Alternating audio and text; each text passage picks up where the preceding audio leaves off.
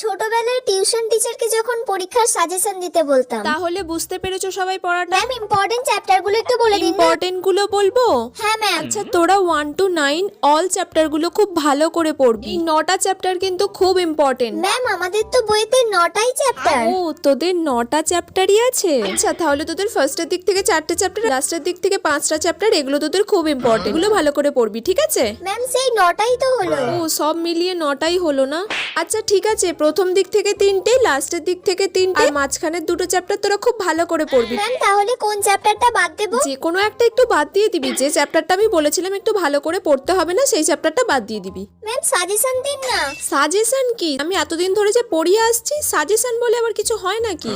সব পড়তে হবে, যা পড়বি তাই সাজেশন। কোনো কিছু বাদ দেওয়া চলবে না। বাদ দিলে দেখবি ওটাই এসে বসে আছে। তখন কি হবে? তখন তো বলবি ম্যাম আপনি সাজেশন দিয়েছিলেন ওটা আসেনি। তাহলে যে সারা বছর আমি পড়িয়ে গেলাম সেটার কি হলো?